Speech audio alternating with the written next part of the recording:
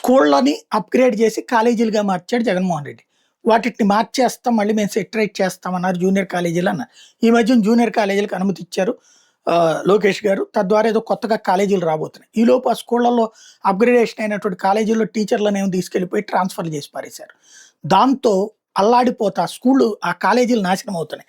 అలాంటిదే ఒకటి విషయం ఏంటంటే గత ప్రభుత్వ హయాంలో 23, 24 విద్యా సంవత్సరం ముసునూరు జెడ్పీ హై స్కూల్ కి అప్‌గ్రేడేషన్ చేసి ఎంపీపీ, బైపీసీ గ్రూపులతో బాలికల జూనియర్ కాలేజ్ అంటే 23, 24 అంటే జగన్ చిట్ట చివరి ఏడాది ప్రారంభించారు. మొదటి సంవత్సరం 9 మంది స్టూడెంట్స్ చేరారు.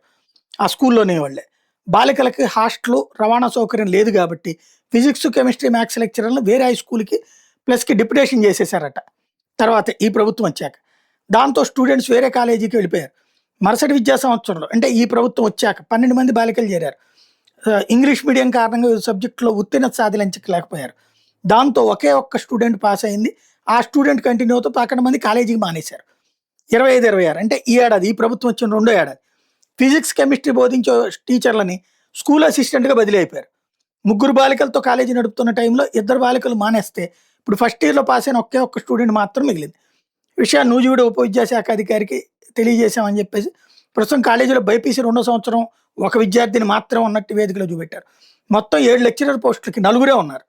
కాలేజీలో ఒక్క విద్యార్థిని మాత్రమే ఉన్న క్రమంలో కూటమి ప్రభుత్వం వచ్చే విద్యా సంవత్సరానికి ఏం చేయాలని అంటే ఇక్కడ ఈ ప్రభుత్వం మీద నమ్మకం ఉంటే పెరగాలి గాని తగ్గుతుందా? ఎందుకు జరుగుతోంది? టీచర్లు వెళ్ళిపోయి, మీడియం సరిగ్గా చెప్పక, పాఠాలు సరిగ్గా చెప్పక. మరి ఇది వ్యవస్థ పరంగా బాగు చేసినట్టా? చెడగొట్టినట్టా?